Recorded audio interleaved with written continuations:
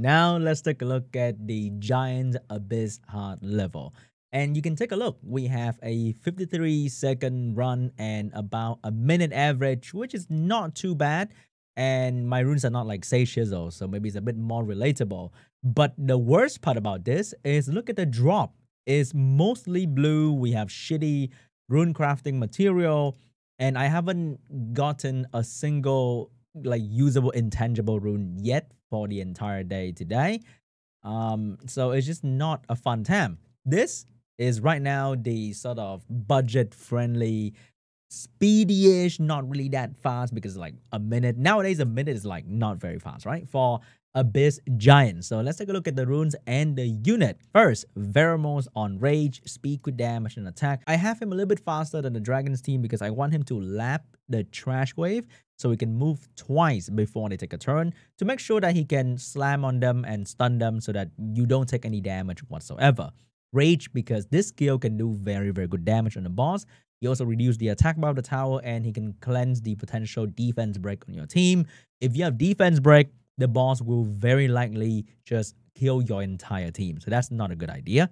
We have Lauren on Swift Shield this time, okay? Because Lauren multi-hit. And I don't really want to use Lauren. I want to use Royd or Bella or whatever, but they don't have very consistent defense break compared to Lauren. That's why I still want to use Lauren for the speedy team because the defense break is just more reliable. But then the multi-hit is very bad for this dungeon. So I have her on Swift because on Violent, she will Violent proc and kill your entire team because of her multi-hit. So Swift Shield because you want some sort of shield rune so that you don't die. Speed, HP, attack. I kind of want her to die at some point. That's why I put attack rune on her because her being on the field, spamming her skill 1 is very annoying. Our first damage dealer, the Lin comeback. So our Lin is on speed, crit damage, and HP because I don't want her to die. There's no guarantee that she will perform this before she die, okay? Her AI is garbage. So it might take her 1 or 2 turns before she uses Phantom Crush. So the boss might crush her before she can crush anyone. So I have HP right here. I also have HP and defense overall to make sure that she can survive, you know, damage reduction from water as well, HP, defense, artifact, to make sure that she can survive, okay? Because Lauren might kill Lin because of her skill 1. We have Akhamamir, actually one of the best units for this dungeon. I have tried using Lucian. Okay, my Lucian just cannot one-shot the wave with attack buff. And I watched Sage Chisel Lucian one-shot his wave on stream, and his Lucian has like plus 200 plus crit damage and plus 2,000 something attack, and then 120 speed. I just can't do that. Okay, that's just impossible. So I settled with this guy. He has decent AoE damage and he has very good skill too. Same skill as Veromos, can do massive damage on the boss. And then he also have a speed leader to reduce the speed requirement on your team. I have my team decently fast because I want to just go many turns before the trash wave move, or else they will start attacking your team and you will die. Lastly, we have Harshvel. This guy is very good for this dungeon. He provides speed and attack buff for the Ifrit. He provides branding for their skill 2. They can do from 60 to 80k. The Lin can go from 180k to 230k damage with the branding. And he does very good damage. So just a great unit overall for a speed Giants team. Now let's take a look at the run for this team. So we have this boy buffing the team. And then hopefully the Ifrit will use the AoE skill to clean the trash wave fast.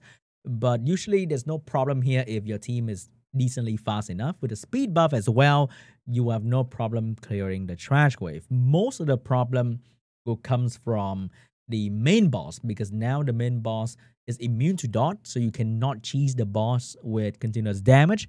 And the boss revenge AoE, which means your team will very likely die if you have defense break on your team. That's why I really like Veromos. But so far, the team hasn't failed yet, and the average runtime is about a minute, and that's not too bad. That is not too shabby for this one. A minute run is pretty standard for a very hard dungeon in this game. So look at that, 100,000 damage without branding. If we land the branding, I have skill 2 accuracy on Harshvel. If we land the branding, the damage from the Ifrit can be very, very good. So I think my Lin can take 2 hits from the boss if he doesn't crit both hits. and she can do like 217,000 damage. It's really good. If she uses her skill, then the run will be way faster than it should be. So this is like the fast team for this dungeon, okay? And Blue Rune, oh my god, I hate this new Abyss stage so bad. A slightly slower team will be this, but much safer, okay?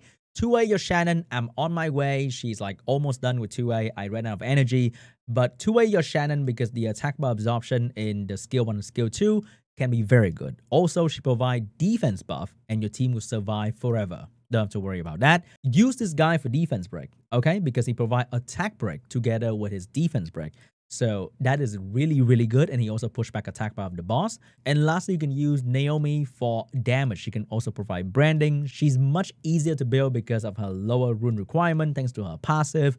And she can deal very decent damage. And if you don't have Akhamamir, but you happen to have any other AoE wind damage dealer like Savannah, like Changpeng, like Charlotte, you can use any of that and they will make your life so much easier. If you want to be even more safe and you happen to have a Leica, Leica can solo giants, okay? Because he cannot get one shot by the giant's attack and he doesn't glance, which means he will crit on water just fine and put him on a vampire set. If your team happen to die due to any reason, Leica will potentially solo the boss. It's going to take a little bit longer, but that is like the fail safe for this dungeon. But the free-to-play safer version would be something like this. So similar concept to the other team, we have attack buff, we have defense break, but this time we don't have the speed buff, we have the defense buff, which make the run way safer. And Roy is also very good at providing extra attack break on the boss, allowing your team to survive even better. And hopefully with the defense buff and the Veromos cleansing, you will just never die. You don't have to bring in healer, but you can also bring in a Riley instead of a Shannon for maybe more healing, but you don't have the defense buff, which is totally fine as well because not everyone have a Shannon just ready to go to a. If you don't have a Shannon because you haven't played the game since the very start, because I think every sort of veteran player would have a Shannon, but if you don't have a Shannon, you can use Riley for the healing and the attack buff and the cleanse as well, and that is totally fine, no problem about that. I think Riley is going to be great, and Riley attack buff is going to be up all the time as well. So at this stage, you're probably going to get one hit from the boss, but because now your team are mainly win unit and you have buff and you have attack break and you have glancing from Shannon as well, if she land her glancing, of course, you will be very safe. You can take so many hits from the boss, it doesn't really matter. And because of you have Amir and Shannon attack by absorption if she's 2A, and you have Veromos attack by reduction on the tower, you will rarely get defense break as well. So this team is going to be way safer, but it is going to be a little bit slower for sure. Okay, so you want a safer team, you can use this approach right here. A minute 30. Oh god, that is garbage. And oh my god, getting a blue rune after a minute and 40 seconds is just like the worst thing ever. Okay, this one's a much better run, a minute 20 seconds. And look at this. This is your reward for farming Abyss. It is so sad. I think a more realistic team most people will have ready to go is something like this, because you already built them for other purposes. You probably want to replace the Kro with some sort of AoE win unit though. So you have Riley for your heal, and then you have Veromos for the Veromos part. You have Kro because you built Kro for almost every other dungeon in the game. So this is going to be the standard Giants team. But it's not really that safe because it's not a whole lot of AoE damage going on here.